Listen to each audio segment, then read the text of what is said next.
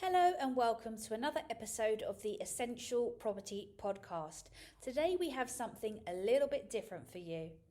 With the new government now firmly in play, this podcast episode with friends reflects back on our predictions of episode 43, which was Paul's political predictions, and what we thought would happen should the Labour Party come into power. Today's episode also references the Prime Minister's recent TV interview this week regarding his definition of the working people who he intends to protect in the upcoming autumn budget. Let's check it out. We've got this really interesting conversation between Amanda and Paul. Yeah. They're both property experts. Yeah. And they chatted before the recent election. Right. The one that just happened where Labor took over. Yeah. And they were predicting how some proposed changes to UK housing law, evictions short term, things like that might shake things up. Right. And then on top of that, we've got this article that analyzes the new prime minister's stance on who's actually considered a working person. Interesting. So lots to unpack. It is. What I think is so interesting is that we get to look at all these predictions now with the benefit of hindsight, knowing that Labor actually won. Yeah, that's really interesting, actually. Adds a whole new layer to their analysis. Totally. So they kick things off with discussing this proposed Section 21 ban. Right. This was a big one. Yeah, this is a huge one. Right. It's been contentious for years. Yeah. But to really understand these proposed changes, we've got to go beyond the headlines. Okay. It's not just about banning these no-fault evictions. Yeah. It's about introducing a whole new system with specific grounds for eviction. Okay, so like what kinds of grounds? So think about things like rent arrears, obviously tenant breaches. Right. Even a specific clause for student housing. Interesting. So, it's really getting into the details here. Yeah. Amanda and Paul were pretty skeptical, though. They were. About whether these changes would actually even benefit landlords. Well, yeah. For good reason. Yeah. Because even with these specific grounds, trying to enforce them through the courts. Oh, yeah. The courts are so backlogged. Yeah, absolutely. The whole other challenge. Yeah. Landlords could end up with even more paperwork. Not less hassle. Exactly. And then even if the courts side with the landlord. Right. There's still the question of what happens then. What's to stop a tenant from just refusing to leave?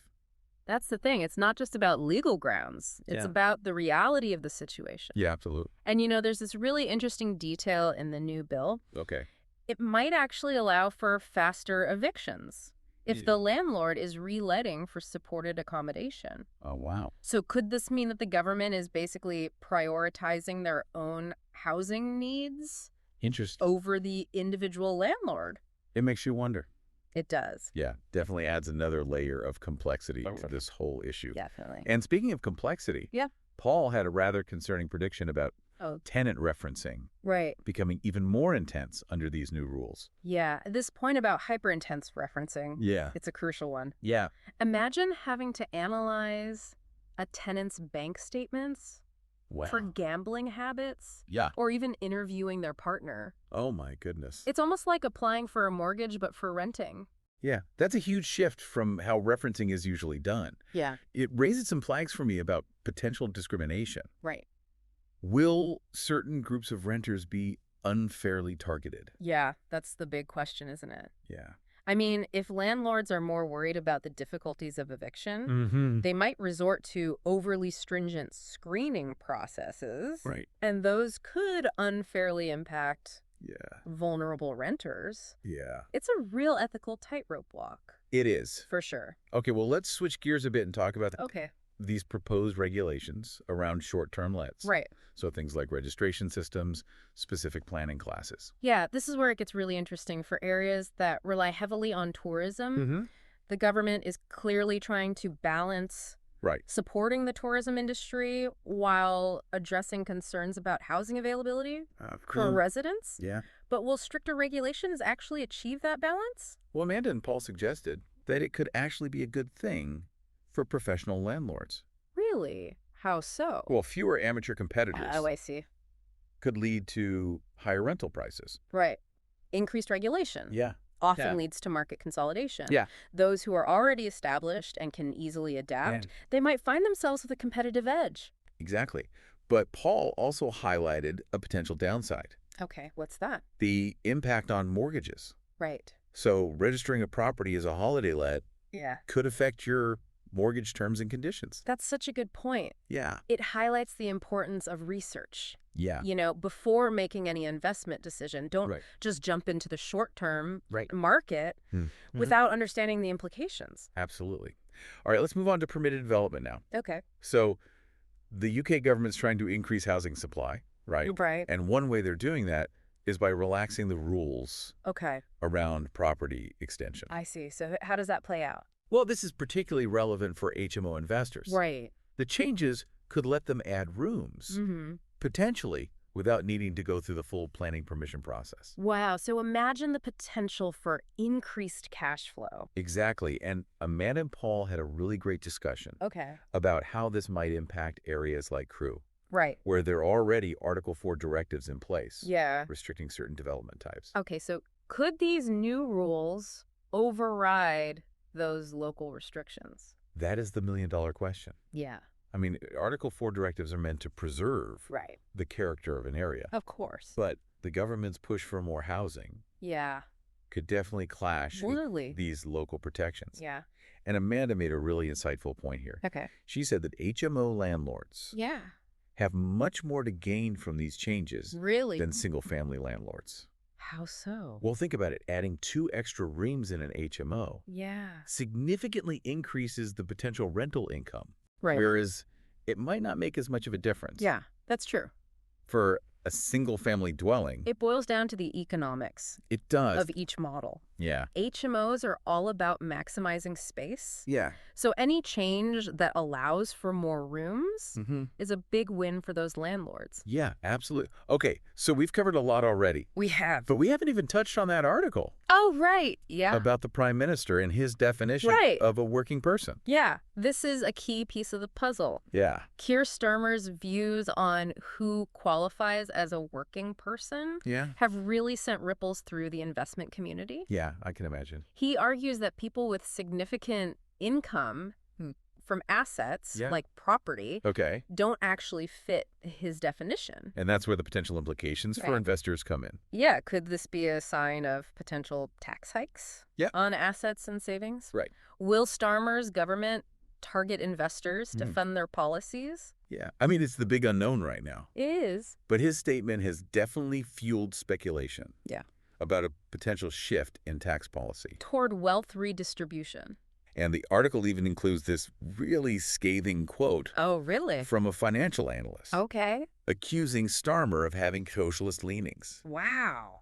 It's clear that some investors are feeling very uneasy. Of course. About what a Labour government might mean for their assets. Absolutely. That quote perfectly captures the apprehension that some in the financial sector are feeling. They're worried about policies aimed at redistributing wealth. Right. And how that might impact their investments. So we've got these eviction bans. Right. Potentially making it harder to remove tenants. Yeah. We've got stricter regulations for short-term lets. And then we've got this new prime minister who seems to be signaling a real shift in how the government views property ownership. That's a lot to digest. It is. That's why we're here. That's why we're here. To try to make sense of it all. Exactly. So the key takeaway from this first part of our deep dive is that the UK property market is in a state of flux. For sure. With potential benefits and pitfalls. Right. For everyone involved. Yeah. I think that's a good summary. Staying informed is key. Absolutely. Amanda and Pell really emphasized that. They do. These changes present both challenges and opportunities. Yeah. And knowing that Labour actually won adds a whole new layer. It really does. To consider. So in the next part of our deep dive, we'll delve a little bit deeper into the potential ramifications of this new government on the UK property market. Sounds good. And what steps you can take to navigate this evolving landscape. Awesome. I'm looking forward to it. Stay tuned.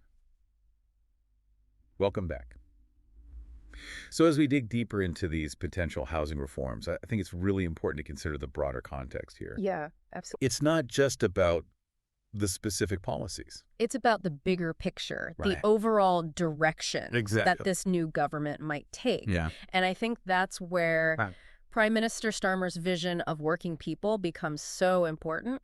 Okay, so Amanda and Paul touched on this in their conversation, It did. expressing some concern about potential tax implications. Yeah, I mean, their concerns are understandable. Yeah. If, as Starmer suggests, Right. people with significant income from assets Okay. are kind of excluded from this definition of working people, Yeah. we could see a real shift in tax policy Cool. towards wealth redistribution. Okay, so what could this mean Well, for property investors specifically? it's all speculation at this point. Of course. But, we could see policies aimed at increasing taxes on rental income, Right. capital gains, Okay. or even property ownership itself. That would really change the investment landscape. Absolutely. It could make owning property a lot less attractive, Right. potentially leading some landlords to sell. Oh, wow. And imagine the ripple effect of that. That's a fascinating thought, isn't it? It is. Yeah. What would that mean for renters? Right. Fewer landlords, less competition. Yeah. Would that mean higher rents? Well, it's a complex equation. Of course.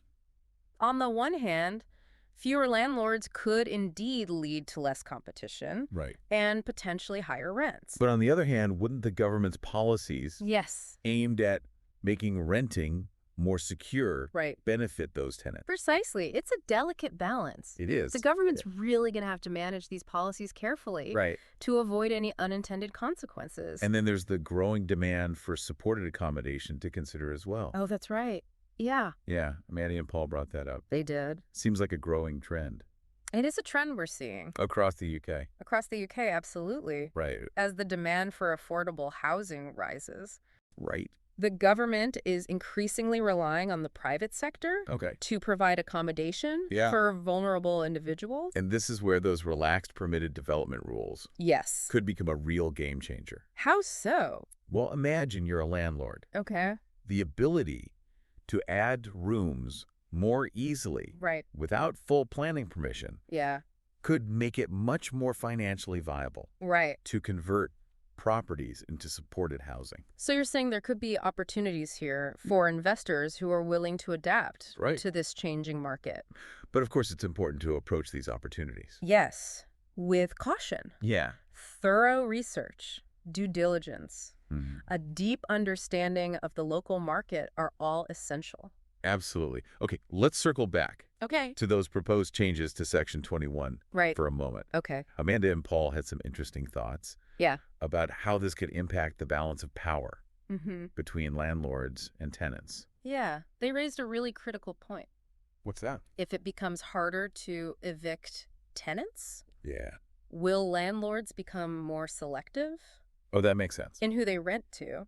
But could that also make it harder Right? for certain groups of renters No, to find housing? Will landlords be less willing Yeah. to take a chance on someone Yeah. with maybe a less than perfect Right. rental history? It's a valid concern. It is. Yeah, we need to be mindful Absolutely. of the potential for unintended consequences Of course. when we're enacting these sweeping changes. Big changes. Yeah. And they also discuss the proposed regulations. Okay. For short term. Right. Right.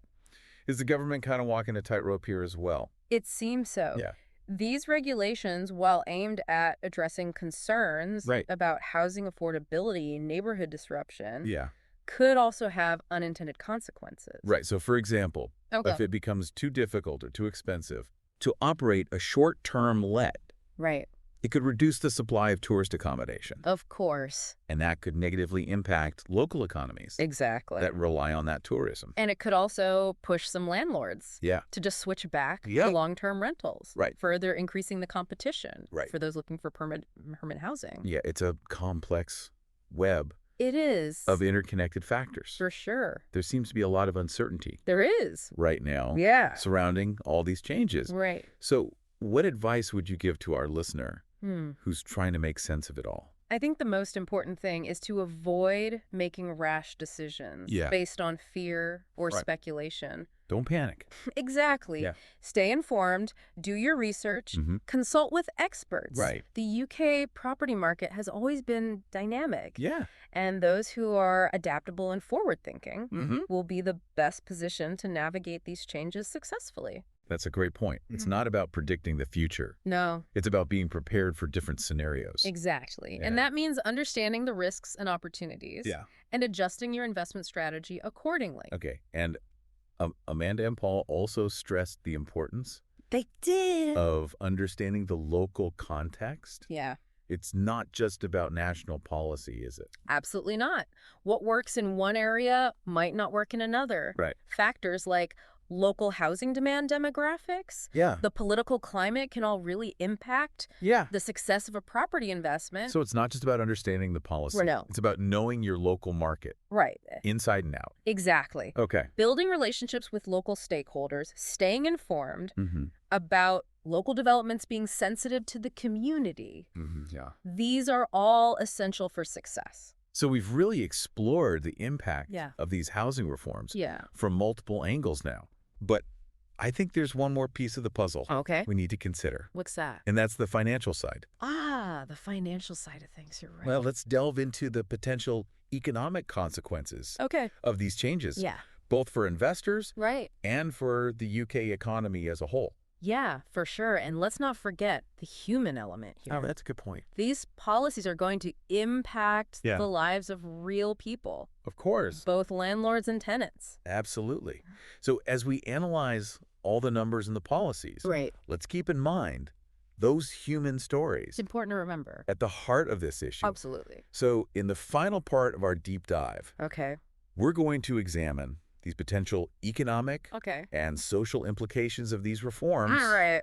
and really what they could mean for the future of UK housing. Sound good. We'll tie all these threads together Mm-hmm. and offer some concluding thoughts. I'm looking forward to it. Stay tuned. All right, welcome back to our deep dive into UK property. Yeah. We've talked about proposed changes, analyzed the impacts, Right. and now it's time to kind of step back Okay. and consider the long-term implications here. Yeah. How will these changes shape the future of yeah. housing in the UK? It's about looking beyond just the immediate impact. It's about those broader trends. Right, and looking back at that conversation Yeah. Amanda and Paul had, Mhm. before the election, they seemed cautiously optimistic, They did. right? They believed that with some careful planning Mm-hmm. and some adaptation, landlords could still thrive in this environment. Yeah, and I think their optimism is well-founded. Okay. It's rooted in that fundamental principle of supply and demand. Okay. As long as people need places to live, Yeah. there will be opportunities Right. for those providing it. Yeah. The key is to really understand the shifting dynamics of the market and adapt accordingly. But they also acknowledged the potential for a power shift They did. towards tenants Yeah. Could we see a real change in Yeah. that traditional dynamic? between landlords and tenants. It's certainly possible. Yeah. You know, those increased renter protections, Right. coupled with potential tax changes targeting landlords, Yeah. could really create a much more Okay. tenant-friendly market. So let's bring this back to our listener then. Okay. What does all of this actually mean for someone who's maybe invested in UK property Yeah. or considering doing so? Well, if you're a homeowner, these changes could impact property value. Okay. If you're a landlord, you might need to adjust your strategy. Mhm. And if you're a renter, you could see greater security, but potentially higher costs too. Right. There's no easy answer. Right. It really depends. On your individual circumstance. Exactly, and Right. how these policies are implemented. So it sounds like knowledge and flexibility. Absolutely. Let's see there. Those are the key takeaways. Would you agree? I would absolutely agree. Yeah. It's so important to stay informed, Stay informed. right? Seek expert advice Yes. and carefully consider Mm-hmm. your financial goals. Don't just react to headlines. Right. Take the time to understand the nuances Yes. and how they affect you. And Amanda and Paul really stressed that flexibility They did. and adaptability. It's all about adapting. Right. Mm-hmm. They seem to believe that those who embrace the changes Mm-hmm. and are innovative Yeah, will be the best positioned absolutely. to succeed. They're spot on. Yeah. The UK property market has always been dynamic. Right. This is just another period of transition. Mm-hmm. Those who can anticipate the trends, Right. adapt to the new regulations, Yeah. provide good quality housing, Right. they'll continue to thrive. So final takeaway Okay. for our listener today. Mm-hmm. What should they be thinking about? Well, I think the UK property market is Mhm. undoubtedly evolving. Right. Change can be unsettling, Of course. but it also creates opportunities. That's a good point. So stay informed, stay engaged, Make good decisions that align with your goals. And don't be afraid to seek out advice. Absolutely. Consider those different perspectives. Yes, very important. Well, this has been a fascinating deep dive. It has. Into this complex world of UK property. It's a complex world. We've covered a lot of ground. We have. But one thing's for sure. What's that? This conversation is far from over. Absolutely not. As these policies unfold and their effects become clearer, we'll continue to explore these dynamics. Yeah. Remember, knowledge is power. Always. The more you understand, the better equipped you'll be to navigate those changes. It's an exciting time to be involved. It is. In UK property. Yeah. Lots of potential. For those willing to adapt. Exactly. We'll leave you with a final thought to ponder then. Okay. If the UK market does become more tenant-friendly, will we see a cultural shift? Interesting. And how we view housing. Right. Will owning a home become less of an expectation? Yeah. Will renting become more desirable? It's a good question. Only time will tell. It really is. But it's something to think about. It is. Thanks for joining us on this deep dive